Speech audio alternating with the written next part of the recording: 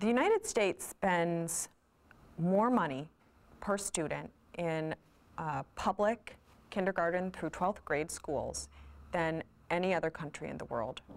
And some of the school districts that are the most, I think, embarrassing for Americans, school districts like Newark, New Jersey, which is not a big success, or Washington, D.C., another struggling district, I think it would be fair to say, are some of the most expensive school districts in the world.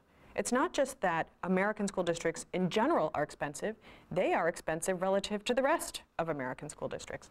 So it's hard to make the case that the problem that America has is just that it isn't spending enough money, because we spend more money than any other country. Some of our most problematic districts spend more than other American school districts.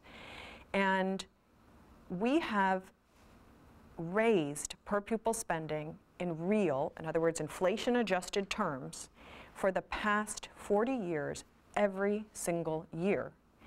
And that has been in quest of the idea that if we just put enough money into the schools, they will succeed. I think we have to stop thinking that that's going to happen. If it hasn't happened for the past 40 years every year, it probably is not going to happen next year. So that isn't the source of the problem with American education. We have quite mediocre schools by international standards. We have some schools that are really dreadful by international standards, where I certainly wouldn't want to send a child of mine, and you probably wouldn't want to send a child of yours. But money is not the main obstacle.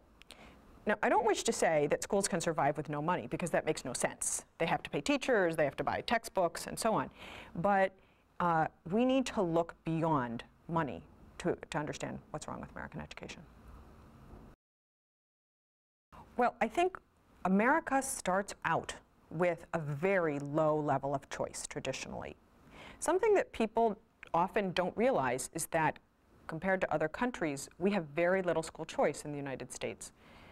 What we call school vouchers in the United States, in other words, the government being willing to give you money to send your child to a private school and pay that private school's tuition, a school voucher is the norm around the rest of the world. Almost every European country has school vouchers for private school attendance. They all have a lot more choice than we do. And most of the Far East essentially has school vouchers, again, although it's more for after-school private programs than we have. So we start off with a very low level of school choice. People just aren't used to it. They're accustomed to the idea that they have to send their child to the local public school. And I think changing our mentality to accepting the idea that school choice could work is probably the single most important obstacle. The typical American just is not sure he or she feels comfortable with the idea of school choice. That being said, suburban parents do practice a lot of school choice. They practice it in a traditional form, which is that they move to a house that is near the school where they want their children to attend. And they would feel very upset if we were to take away that form of school choice. Poor parents, on the other hand, often have no choice about what schools their children are going to attend. They can't afford to move around between different houses and select the house that's closest to a school that works well. So, so we have a situation in which we don't have enough school choice generally. Poor parents certainly don't have enough school choice. And then what are the obstacles to school choice? Well, the obstacles to school choice are largely political.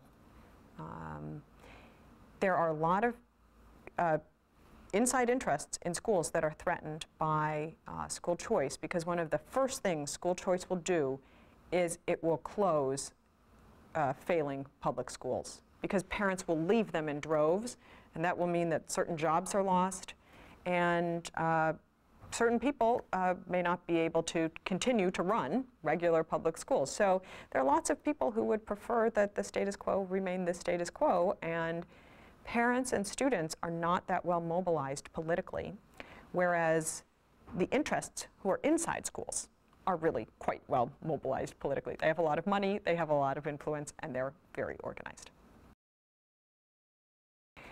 Well, let me start out by saying that teachers matter a lot.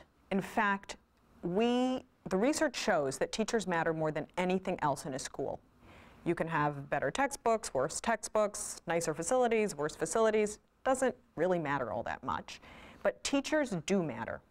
And it turns out that the difference between a good teacher and a bad teacher is not someone who has a teaching credential or doesn't have a teaching credential. It's not someone who's necessarily taught more years or fewer years. And it's certainly not someone who's a unionized teacher versus a non-unionized teacher.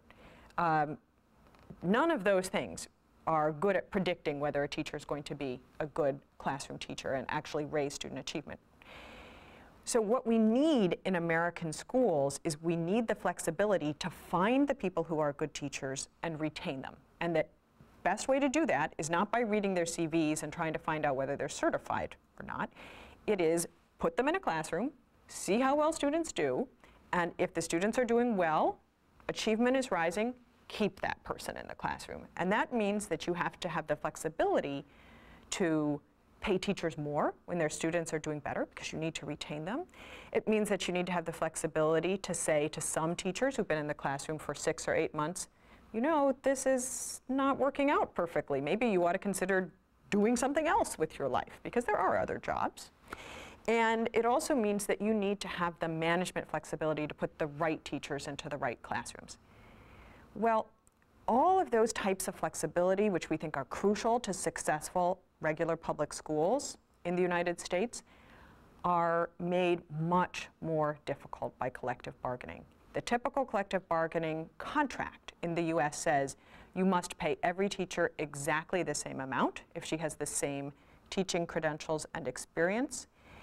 You must have a rigid system of assigning teachers to classrooms that does not allow me, for instance, to put a teacher with less seniority but more math skill into a classroom where math is needed. Instead, there's a rigid system that says exactly who can be put in there.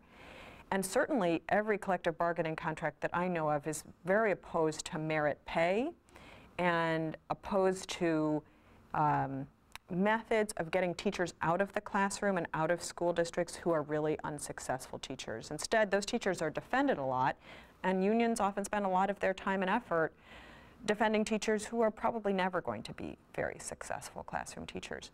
So what would I expect if you move to a more powerful collective bargaining system in a state? I think it's fair to say you would expect there to be much less of the sort of management flexibility that we think is crucial for making sure that the best teachers are in classrooms.